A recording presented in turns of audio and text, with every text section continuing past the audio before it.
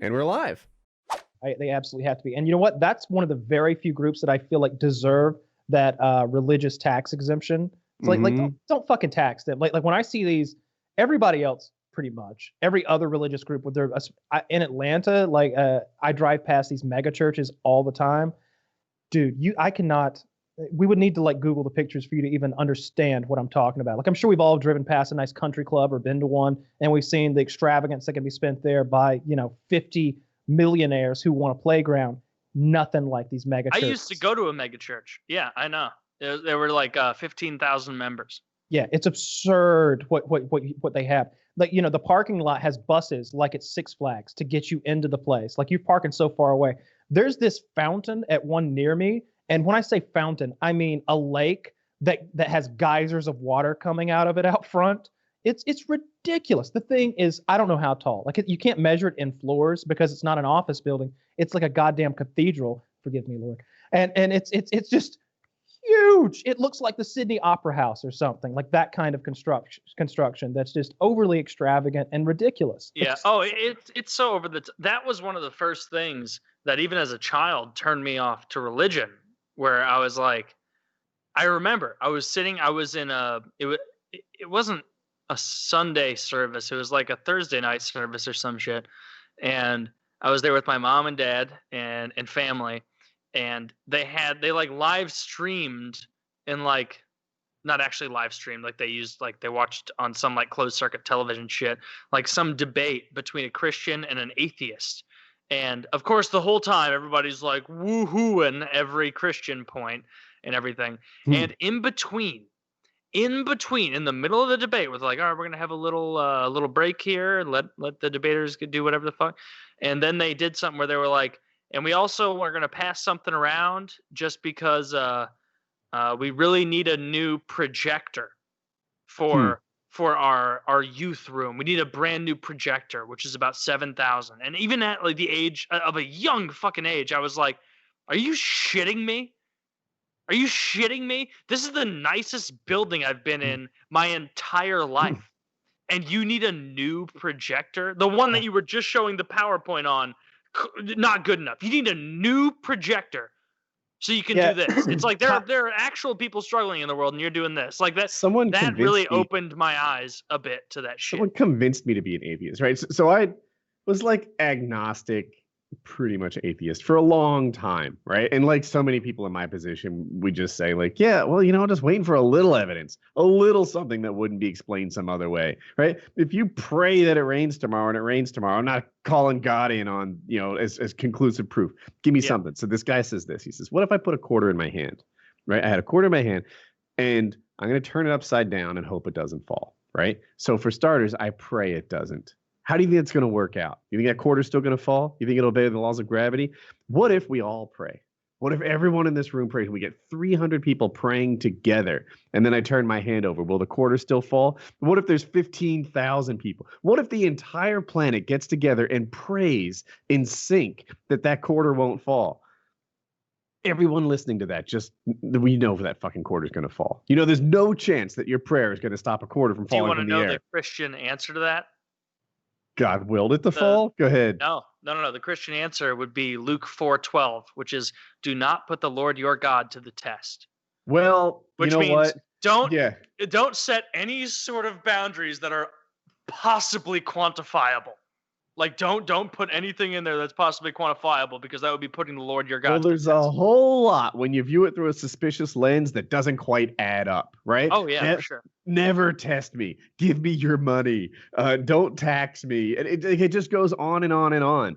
And the standard of proof for religion is so low, and the standard of proof for like disproving everything else so high. It's called faith for a reason, right? Like what would the point be if God made quarters not fall? Well, everybody would sign up. That's a quandary I have with the entire thing, is that faith is named as a gift that God gives to people. And so if God gave Woody's dad or mom faith and did not give me faith, he's setting the board. He's playing the game. He's manipulating the outcome by his own. The same point that is made with hardening of Pharaoh's heart. over and over, he actively hardens Pharaoh's heart, because any rational person, like any Pharaoh, would have been like, honestly, we don't need you that much. 2,000 years from now, they're going to look back and go, hey, looks like there weren't actually any Jewish slaves in Egypt, because the fun fact, that never happened. Yep. There's no evidence that ever fucking happened. Yeah, like, you don't no. build the greatest fucking achievement of all time with slave labor. It's skilled artisans that you pay well and feed well. Yeah, Certainly even not Jewish slaves. They're slavery not in good the- at manual labor. Yeah, even slaves in the American South set back the average farmer, because they were like, well, I can't afford any slaves, and that guy's got 1,000, so I'm pretty fucked. Like for the average person, slavery does not work out beneficially. Like it works in like an oligarchic setup. But regardless, the whole biblical thing of faith is totally a construct that God has to give you in order for you to have it in a high enough level to accept what he says without questioning it. Like that's the biggest thing that put me against religion. It was like, oh, so he gives the gift of faith to certain people. Like he actively will like intervene and like do little fucked up things, and then also be like, nah, I'm gonna cause that typhoon in Haiti, but I'm not gonna do shit about kids with AIDS. Religion makes me feel like an asshole for looking for like even the smallest bit of proof, the smallest bit of proof that can't easily be explained in some other way, and that just sums it up. I mean, it's been said before, no proof, none, no evidence. And people who buy it are just like, oh, you're just denying all the evidence you do see. No, you are. Yeah, I understand why people do, because like I would rather be religious than agnostic about everything. For sure. Like it would be way better if I could, but like this is a thing that I've said that has like caused a lot of religious people I've talked to about this to question it for a second, is that belief isn't a choice. You can't choose to believe something. You can, if you think God is a retard, you can lie and pretend to believe something, but God probably isn't a retard if he knew you in the womb before he formed you. Like that's probably not a thing. Like that's the most compelling argument against religion, I think, is that you can't choose to believe this. No matter how hard I try, day in and day out, I can't believe that Jesus Christ is the Son of God. I don't believe it. I can't force myself to. Yeah, and even if he is real, he seems like a real piece of shit. Well, Jesus was pretty dope. The Old Testament God was pretty shit, though. Yeah, I'm talking about that guy. Yeah, the Old Testament God was a real cunt. He's the epitome of a Bronze Age tribal god. Yep. And vengeful, jealous, all that stuff. Vengeful, jealous, very possessive. Compare him to the contemporaneous gods of the Hittites, the Ammonites, any other group back then, and you'll see the exact same thing. The Egyptians were around back then. They had fucking Ammon-Ra and Osiris. Very similar tale. Yep. So is Baal.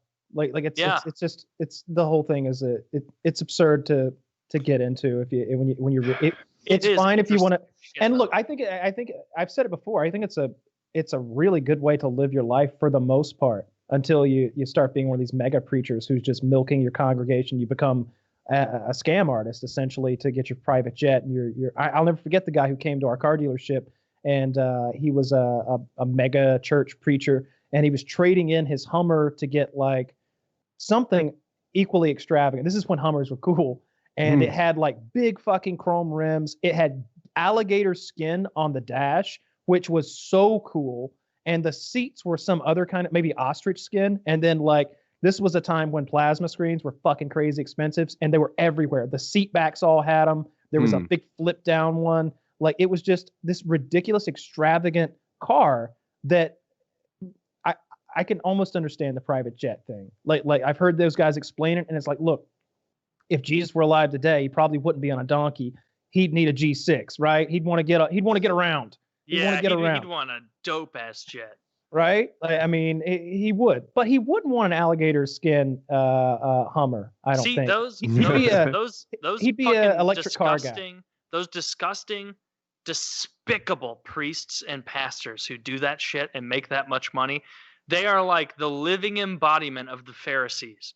Who Jesus roundly rebuked, because the Pharisees were the huge at the time in that region. It was Judaism that was dominating, and the Pharisees were the big the head honchos of that movement, and they were all about, making a big scene in public, oh, the Lord and everything. And Jesus came out and said, when you pray, enter into your inner chamber and shut your door and do it in private. He said that in Matthew. Like, he said that, and he used them as the big example. So all these fucking fakers that are out there pretending to speak the truth, like, even them, they know enough about the Bible to know they're misleading people. They do. And like, I do not accept the ignorant, they're just doing their best nonsense. No, they fucking know exactly what they're doing. There's a Popoff, P-O-P-O-F-F. There was a preacher who used to have something pop off. He used to be one of those big preachers who'd go up there and spread the word of the Lord. And he had his wife with an earpiece in, and he had an earpiece in, and she would talk to people who were going to go up to him, and she would relay to him what their issue was so he could better and more appropriately respond to it. No. It looks what like it you're was, wanting to jump in, Kyle. Yeah. What would happen was this was one of those churches where the guy heals you. The preacher's going to heal you, and when you walk in, you write down your name and what's wrong with you, and that corresponds to your seat. So she'd be in his ear, like, telling him who to pick, and then what was wrong with them and their name. And with that information off the cuff, you seem like Jesus Christ himself, right? That person is, if a guy downstage picked you out of a crowd of 10,000 people, knew your name and what was wrong with you, and you're already there believing, of course, looking for salvation, you'd instantly start believing. Then he comes over, slaps you on the head and says you're cured. You're going to start fucking dancing whether you got arthritis or not. Yeah, what a big ripoff. And you could hear her in his ear. They have the recordings. Of her. She goes, I can't remember his first name, but she's like, are you there, Tim?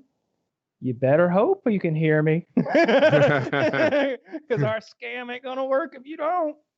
Yeah, it's profoundly manipulative what these fucking scumbags do to people. And they always, like, there's one clip of a guy, like, swinging his own suit jacket at other people. I love it. And like big swaths of people it's go not out. Just it's not the just the beginning guy of Lord who of the gets Rings. touched. Yeah, it's like when Sauron has the mace and he's boom, like, and not just the one guy in front of him, the 7 people behind him. Like, that's what he was doing. And even after he finished swinging the coat, if I recall correctly, he did things like Kamehameha waves from Dragon Ball Z, where he was like, yeah!